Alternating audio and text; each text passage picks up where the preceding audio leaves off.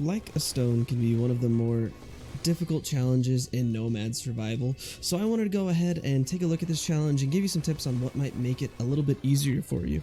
So like a stone is what you need to accomplish so that you can unlock the statue heritage, and for this I wanted to go a class that everyone will have access to, so we're going to be playing the Crusader in this instance, and just kind of go over exactly what might be the easiest way to get this challenge accomplished. So first off, we're going to start with the first boss here. Just wanted to show you what the first boss looks like. Dies immediately, not that big of a deal, right? I only have a couple skills, nothing is really leveled up too high. Colorless Glyphs level 4, which didn't even hit it. Dancing Dagger level 1, Ascension level 1, Fireball level 3, Chain Light Shock level 2, and then all of these are under level 3 as well. So my skills aren't anything insane, right? But basically, Crusader is a really good class for when you have to stand still. I totally recommend it. If you have Quickling and you would prefer Quickling, go ahead and play Quickling. It's also a very good class for this challenge.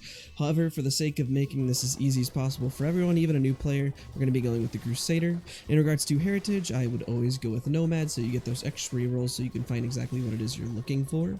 In regards to weapon skills and passives, I still think that the easiest way to clear a map when it comes to smaller mobs is going to be with Colorless Glyph, Death Sting, and Miniaturize. Miniaturize to avoid everything, Death Sting to hopefully get that one-shot proc, and then Colorless Glyph because it's just really good at actually proccing Death Sting. Those three in combination are very, very strong, and you can fill in with anything else that you would like. I would just recommend that you pick up something like Fireball or Magic Missile so that you have really, really good boss damage, because those are really good single target, very strong against bosses, and you're going to want that for the slime boss that comes up at level 14.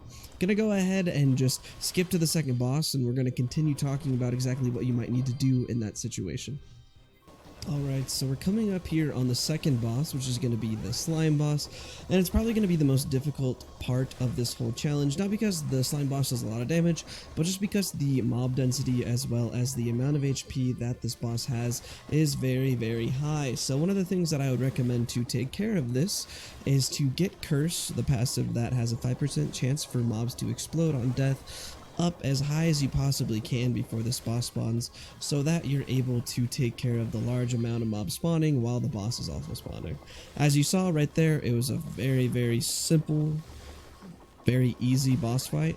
That wasn't very hard at all, so that's why I recommend the Crusader, because the knockback is very strong, and you throw in Fireball for that extra single target damage. It almost doesn't even get on the screen for us, and we're also not having any issues clearing any of the mobs. Nothing is getting anywhere near me, so you don't have to really focus on any defensive stats either, because nothing is going to be damaging you for the most part. Gonna go ahead and skip to the third boss so I can show you guys that, which shouldn't be any issues, and then we'll round it off with the final boss. We're now coming up to the third boss, which is not something that I'm too concerned about. It does have a ranged ability that can hit you from anywhere on the map, but we're probably only going to take 1 or 2 hits here, so I'm not too concerned about it. If there's a situation where for some reason you are dying here, go ahead and pick up some extra evasion so that this little ability that it shoots out is not dealing that much damage to you. But as you can see, again, it died in about 2 whole seconds. So the third boss, not something we're really too concerned about. If there are certain situations where you're struggling, either pick up miniaturization for the extra evasion or pick up an additional damaging ability. Gonna go ahead and skip now to the fourth boss so we can take a look at that and then go over a brief overview of the whole guide. We're finally coming up to the last boss, which is another boss that I'm not too worried about. It'll probably hit us a couple times, but outside of maybe like a third of our damage, it's not really going to be that big of a deal. The only boss on this map that matters is going to be that second boss, and that's just because of the HP that it has. Everything else is a very simple clear.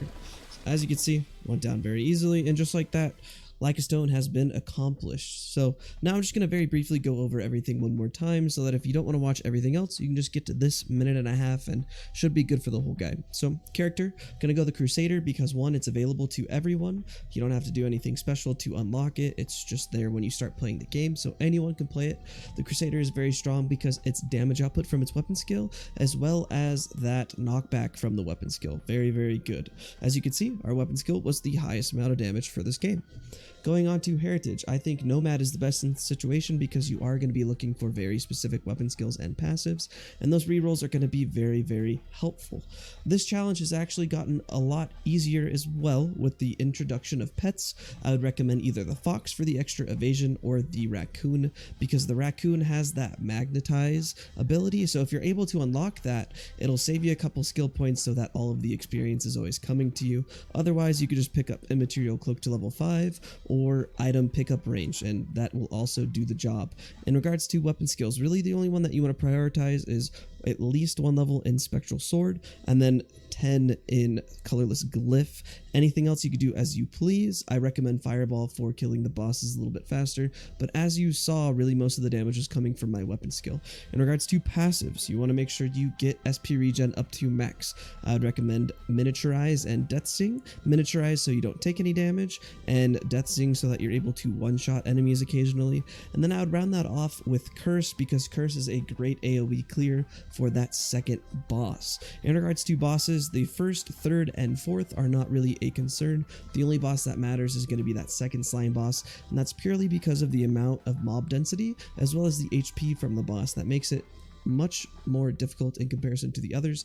However, as long as you set yourself up for success with those weapon skills that I listed before, you should have absolutely no issues. Just like in this video, we took it out in about 5 whole seconds. So overall, this should be a very, very simple way for you guys to get that statue heritage unlocked, and I hope you enjoy playing that heritage once you get this achievement accomplished. As always, thanks for stopping by, and I will see you on the next one.